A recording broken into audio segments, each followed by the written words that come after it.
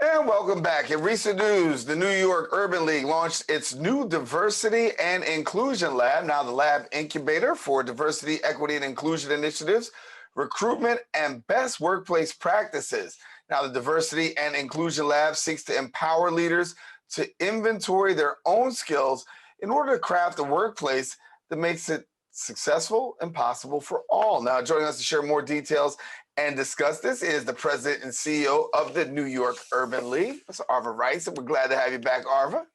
Hello there. How are you? It's wonderful to be back. Thank you for the Thank invitation. you. Thank you for sharing with us. And yeah, congratulations. You've got this Diversity and Inclusion Lab, and we're just excited to hear more about it. So for those who don't know about it, share with us exactly more about what was behind the Diversity and Inclusion Lab. Well, as you all know, over a year ago, we were all witnesses as George Floyd was murdered. And at that time, COVID was happening. And so all of us were able to look in the camera and see what had happened. And as you know, it ignited a firestorm around the country and around the world, saying that systematic racism does exist, something that we all knew, but it was a worldwide and a countrywide admission that systematic racism did exist. And so what did we need to do in our court system? What do we need to do in our educational system? What do we need to do in our workplaces in order to combat that? And so in the workplace, a lot of corporations decided we're going to issue statements decrying racism. Racism is bad, we're going to fight against it. Well, we applauded that. We think that's a really terrific thing to do. But once you decry that racism is terrible, then what do you do then? What happens after you issue the press release? What happens after you make the public statement? How are you going to be held both accountable, and also how are you going to be assisted in order to make sure that you can do the things within your own systems to fight and eradicate racism? And so for us, working directly with corporations as we do at the New York Urban League, we said we wanted to hold them both accountable and also provide them with a platform so that they could support leaders of color and promote leaders of color within their corporations. And so that's why we created the Diversity and Inclusion Lab. So how receptive have people been when you talk about holding people accountable and really bringing them to the table and saying, listen, we want to see this, we need to see this, we know this exists, and we need to make it better? How receptive are people? People have been amazingly receptive. I think that people having to be at home and look on Zoom calls, looked at the squares that were on their computer screens and realized, wait a minute, when I have a management team meeting, these squares are still white and they're still mostly male. Right? And so what is it that I could and should be doing in order to change that? And so we put out a call and said we wanted to have an inaugural listing of 10 corporations who would join us in becoming members of the Diversity and Inclusion Lab. And we were able to fill those spots fairly quickly. And they're individuals who are in different ranges when it comes to their commitment to diversity and inclusion. They're all committed, but their programs, some are stellar and they've been doing supplier diversity programming for years. They have affinity groups within their corporations that talk about diversity and inclusion issues. Then there's others that it's really new for them. And so the Diversity and Inclusion Lab is about bringing them together so that they can learn from each other, as well as the expertise that the Urban League will bring to the table. Yeah, and I know you've also got HBCUs as a part of this whole whole initiative. Talk to us about the incorporation of how HBCUs will be playing part in this.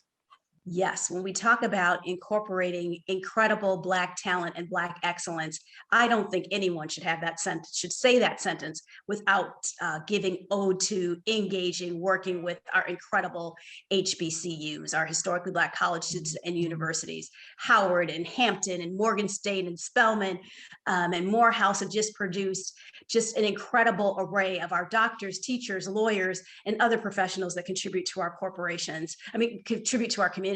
And so corporations need to have direct links to those schools, and we help to provide that sort of bridge for them. Just last weekend, I'm probably still a little bit hoarse, we had our historically Black college and university fair. This year was a little bit different. It was the COVID edition.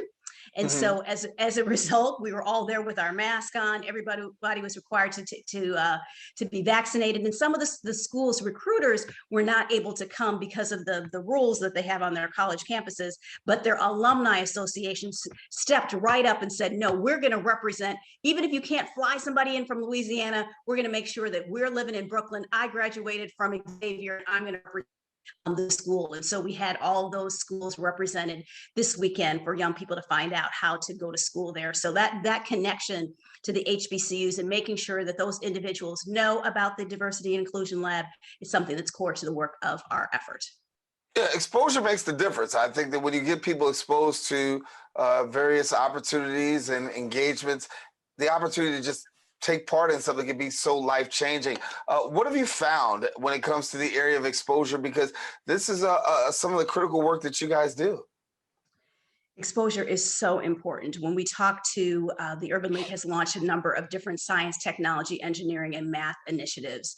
And so when we speak to young people who become engineers, young people that actually go into medicine and become doctors, you ask them, how did that happen? It's because they actually interacted with a doctor who looked like them. It was because they interacted with a technology person who looked like them, an engineer who looked like them. And so being able to see and have those careers reflected is pivotal. It's important for people to understand and be able to see themselves. As long as we're only interacting with doctors who are, in a white lab coat and are white, we think that we can't be that. As long as we see entrepreneurs that don't look like us, we think that we can't aspire to it. And so that's what the Urban League is about: is bridging, making that bridge, and providing equality and access for all New Yorkers. And take me back to leaders for a minute, because that's also important, right? To have somebody who looks like them, sounds like them, but also to be able to see them at that high level. And when we look at corporate America, we know that it's predominantly white. We know that it's white men that dominate the culture. But give us a little bit about those who are participating in the lab and the experience that they're having when you talk about relevance, because obviously them having this exposure to a lab and then also having exposure at the corporate level really makes a difference as well. Absolutely. The members of our lab are as diverse as the New York Yankees and Avalon Bay, National Grid, as well as JP Morgan Chase. And so it's an interesting combination of really terrific companies that come together. As I mentioned, some of them have terrific diversity practices that they've been implementing for decades, and for others, it's relatively new to them.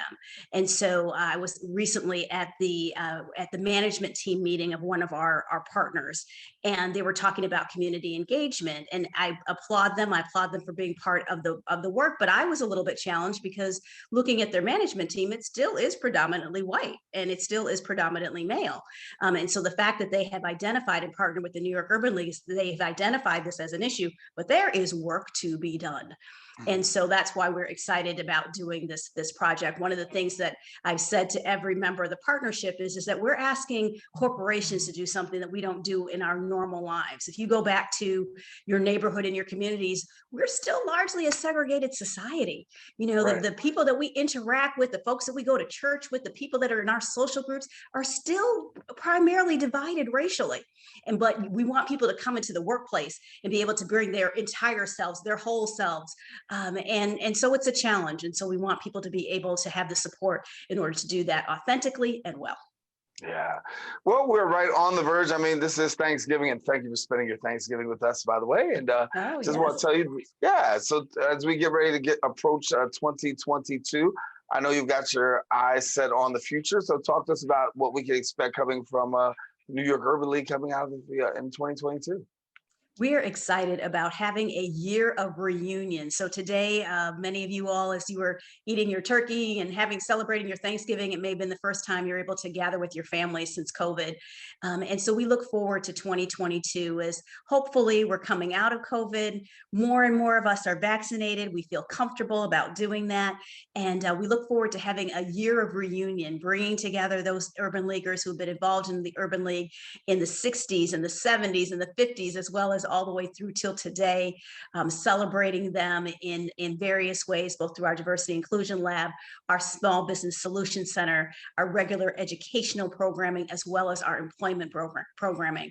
But bringing people together is going to be the theme of 2022 for the New York Urban League.